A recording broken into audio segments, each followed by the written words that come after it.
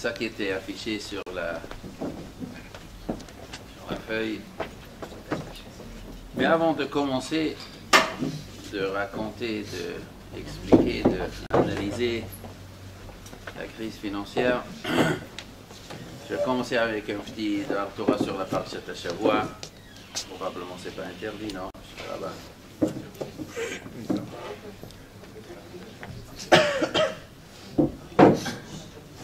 Parsha raconte que Yaakov Avinu a dormi et il a rêvé. Qu'est-ce qu'il a vu dans le rêve? Une échelle. Umalach Elokim olim veyordim bo. Et des anges divins montaient et descendaient sur l'échelle. Hachem nitzav alav vayomar, et Dieu il était au-dessus de l'échelle. Et Hachem il dit à Yaakov, Anochi Hachem Eloki avicha Eloki Avraham, moi je suis le Dieu de ton père Avraham, Yitzhak, haaretz asher ato shochev alea lecha etenenu lezarecha. La terre sur laquelle tu dors, je te donnerai à toi et à ta descendance. Et après Akadosh Baruch Hu il dit, Ine Anochi imach, je serai avec toi. Maintenant tu dois quitter Eretz Israël. Yaakov était chassé par Esav, il devait quitter Eretz Israël pour aller à Chutz La'aretz. Je serai avec toi, Ushmarticha b'chol asher telech, je te protégerai partout où tu iras. V'ashivaticha el ha'adama azot, et je te ramènerai sur cette terre. Ki lo e'ezokcha, ad asher asiti et asher dibarti lach, je t'abandonnerai pas tant que je n'ai pas réalisé tout ce que je te promis. Bon, cette promesse, elle tombe bien, elle tombe à pic. Yaakov doit quitter Eretz Israël parce que derrière il y a un lion comme Esav. Il doit aller chez Lavan, personnage très dangereux. Et il va rencontrer peut-être Esav sur la route et peut-être encore d'autres bandits. Il ne savait pas comment ça va finir cette histoire. Non, Akadosh Baruch Hu l'a rassuré, tu n'as rien à craindre, je serai avec toi et je te ramènerai ici et tu auras cette terre. Très bien. Mais la première partie du rêve, on ne comprend pas très bien. Qu'est-ce que c'est cette échelle ici? Qu'est-ce qu'est fait cette échelle? Et les anges divins qui montent, les anges divins qui descendent, qui sont ces anges? Qu'est-ce qu'ils font quand ils montent, quand ils descendent? Quel rapport avec cette histoire, avec cette promesse que je te ramène sur cette terre? Sur ça, la Gemara dit, qui sont ces anges divins? Ce sont les empires. Ce sont les nations que le peuple juif va rencontrer à fur et à mesure que l'histoire avance. Les Juifs ont rencontré beaucoup d'empires, beaucoup de nations qui sont montées, qui étaient très hauts. Ils ont rencontré les Assyriens, ils ont rencontré les Babyloniens, ils ont rencontré les Grecs et les Romains, et encore beaucoup d'autres. Et quand Akadosh Baruch Hu dit à Yaakov Avinu, tu quittes Eretz Israël, mais je te protégerai, je te ramènerai ici, bien sûr, il ne s'agit pas seulement de la personne de Yaakov, mais il s'agit aussi du peuple juif, étant donné que Maaseh Avot, Siman Labanim, tout ce qui est arrivé au Avot, tout ça c'est une introduction. Avraham et Yaakov, ce sont les prototypes. C'est les archétypes, c'est la préparation de l'histoire future du peuple juif. Et Akadosh Baruch Hu voulait faire une allusion. Yaakov, comme toi tu dois quitter Eretz Israël, tu es chassé ici. Ainsi il y a un risque et peut-être plus tard le peuple juif sera chassé d'Eretz Israël. Et les juifs ils seront obligés d'errer à Chutz La'aretz comme toi Yaakov maintenant. Peut-être il y aura des gens qui vont avoir peur de ce qui les attend. Être parmi des nations. Et peut-être ces nations, ils vont être très nombreux. Peut-être ils vont être très puissants. Et peut-être ils essayeront à tout prix de t'écraser. Akadosh Baruch Hu dit, tu n'as rien à avoir peur, ni toi, ni tes enfants. Je vous ramène sur ces terres, car ces terres, je te donne à toi, à ta descendance, et je te protège, et je te ramène ici. Alors, qui sont donc ces anges qui montent? Ce sont les empires. Et pourquoi on les appelle les anges divins? Un ange, c'est quelqu'un à qui on a confié une mission malach dans la Torah. C'est pas que les anges, ce que nous appelons anges. Malach, des fois, Moshe Rabbeinu dans le Chumash, il s'appelle malach. Malach, c'est un délégué, c'est quelqu'un à qui Hachem confie une mission. Toutes les nations ont une mission. Et les nations qui se grandissent, qui deviennent des empires, qui dominent, ils ont reçu ça du ciel. On ne peut pas devenir un empire sans l'accord du ciel, sans que le ciel confie une mission. Chaque empire avait sa mission à faire sur terre, mais le problème il est qu'une fois que ces nations sont grandes, souvent ils voulaient à tout prix que les Juifs vont s'insérer dans leur empire, vont rejeter leur propre civilisation et qu'ils font partie de la civilisation de cet empire. Comme ça a été, Nebuchadnezzar, il a détruit le Beth Amikdash, il voulait qu'ils sont comme eux, comme les Babyloniens. Les Grecs, dans 3 semaines, ce sera Hanouka. Les Grecs voulaient à tout prix que les Juifs deviennent des Grecs, qu'ils abandonnent la Torah et qu'ils s'insèrent dans la civilisation grecque. Ainsi les Romains, ainsi plus tard, dans chaque génération où les Juifs étaient.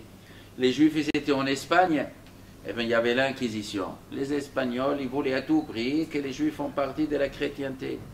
Au moment où la chrétienté était en haut, alors ils voulaient que tous les Juifs ils vont s'insérer en rond du fou, les Juifs, afin qu'ils prendront partie de cet empire. Ça, c'est ce que Yaakov Avinu, il voit dans son rêve. Qu'est-ce qu'il voit? Les anges divins, ils montent. Ouh là là, ils sont très hauts. Regardez, mais ils descendent. Ils montent, ils descendent. Et Hachem, il est au-dessus. Il fait avec les empires comme on fait avec du yo-yo, avec un fil. Ça monte, ça descend. Akadosh Baruch Hu dit, vous voulez voyer monter, vous êtes impressionné. Ouh là là, combien de temps je peux refuser encore de m'assimiler? Combien de temps on peut tenir compte à ces empires puissants? Maintenant, ils vont descendre, il olive, Yordim. Alors, un des empires que le peuple juif a bien connu, qu'on a bien souffert d'eux, c'était qui? C'était les Grecs. Waouh, les Grecs, Alexandre le Grand. D'abord, ils ont conquis tout le sud de l'Europe. Ils ont conquis l'Afrique du Nord. Ils ont conquis le Proche-Orient jusqu'en Perse. La moitié du monde leur appartenait. Et ils voulaient à tout prix que les Juifs font partie de cet empire entièrement.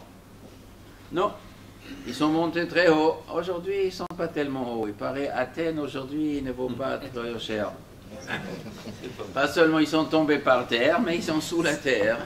Ils sont aujourd'hui bien enterrés avec des dettes au-dessus de la tête. Et nos amis les Espagnols aussi, ils sont en faillite, nos amis les Espagnols. Et après Rome, combien Rome, cet empire Rome, il nous a embêtés. Aujourd'hui, Rome et l'Italie aussi, en état de faillite. Pas seulement à cause de notre ami Berlusconi, même avant lui, ils étaient en faillite.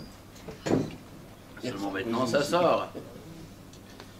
Et d'autres aussi, d'autres pays aussi, la France aussi, elle est très bien endettée. Waouh, ils sont endettés. 70%. Mais qui est le pays qui est le plus endetté du monde?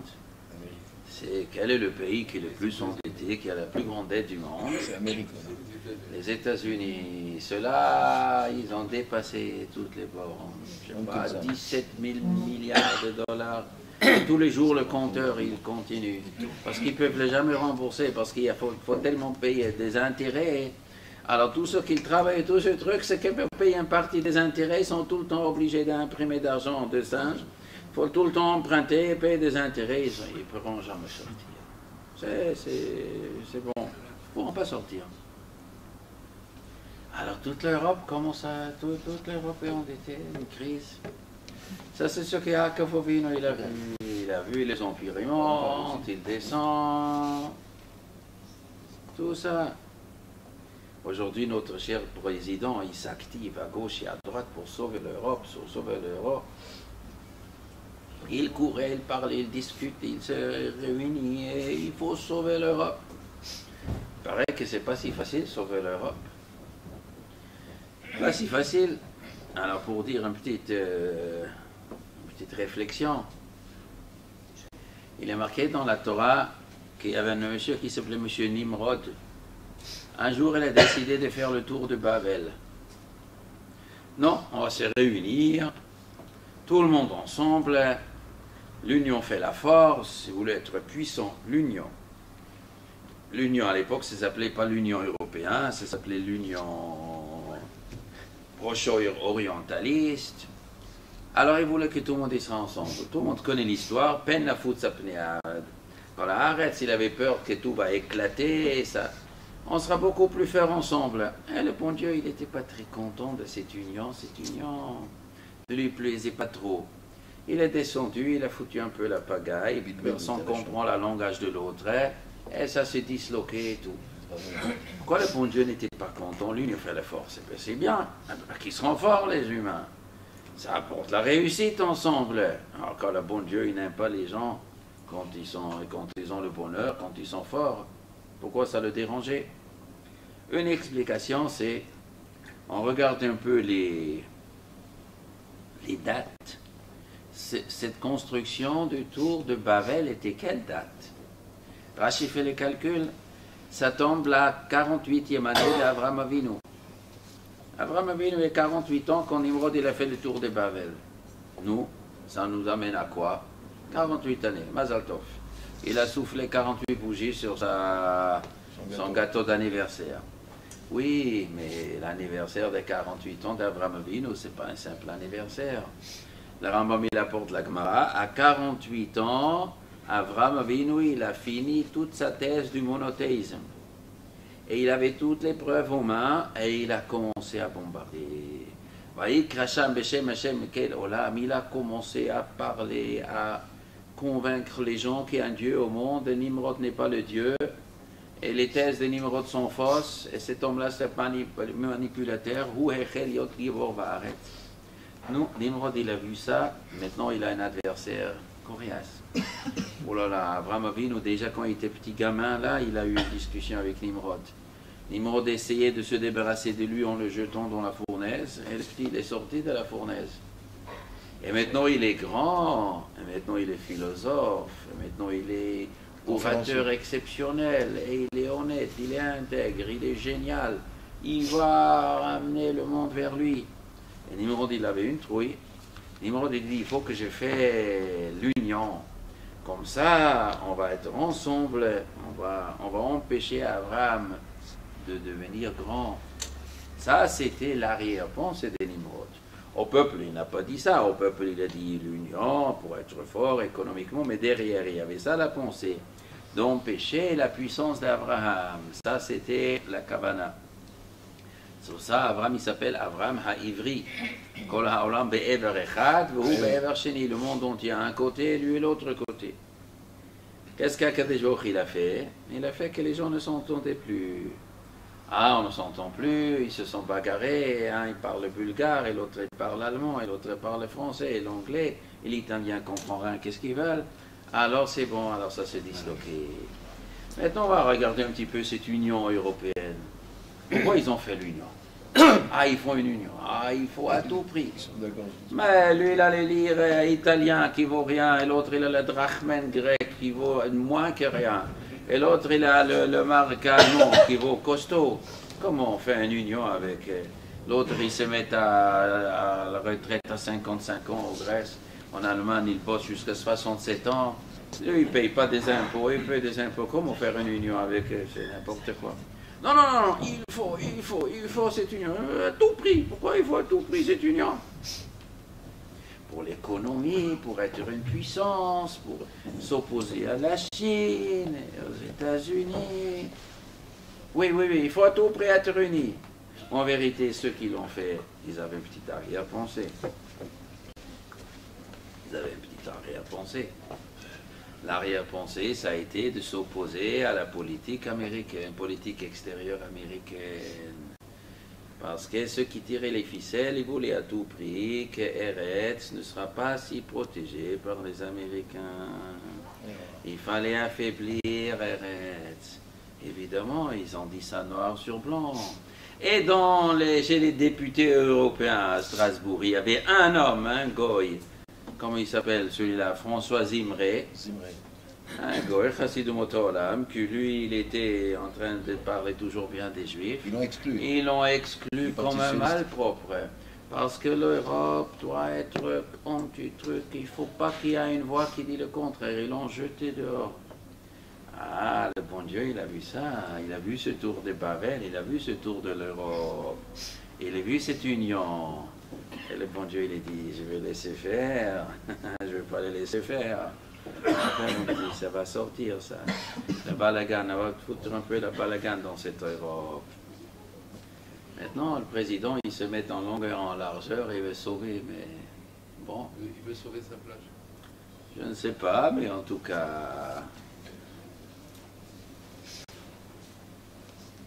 En tout cas, Nimrod n'était pas capable de sauver son tour de Babel. Il n'était pas capable de se sauver son entreprise. Tout ça, ça fait partie du rêve de Yaakov. Et les empires montent. Oh là là, mais on ne peut pas s'opposer à tout le monde. Tu ne peux pas t'opposer à tout le monde. Le monde entier s'opposer. Ils vont descendre. Mais qu'est-ce que tu crois? Les Grecs vont s'en tirer. Les Romains vont descendre.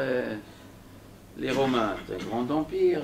Et après, la décadence, ils ont commencé à boire, ils ont commencé à festoyer, ils ont commencé à chercher les bêtises. On sait comment la Grèce a coulé, on sait comment ils ont coulé beaucoup des empires, ils ont coulé. Beaucoup. Alors, maintenant, peut-être, aujourd'hui, c'est l'Occident, peut-être, est en train d'écouler. Alors, il y a 20 ans, c'est le communisme qui a coulé. Autrefois, on disait les communistes, ça c'est un empire, waouh, qu'est-ce qu'on avait peur. Et bourré des bombes atomiques, avec un KGB, le communisme, oh là là, qu'est-ce qu'ils sont puissants. Bon, il y avait un homme, monsieur, comment il s'appelait déjà? Non, pas Gorbatchev. Mon ami l'américain, comment il s'appelait le président américain? Reagan. 1980, Reagan. Lui, il a rigolé. Lui, il a dit, dans quelques années, le communisme, il est dans la poubelle de l'histoire. Lui, il savait que tout est pourri, c'est n'importe quoi. Lui, il était intelligent, lui. Il savait qu'il n'y avait rien de tout l'autre.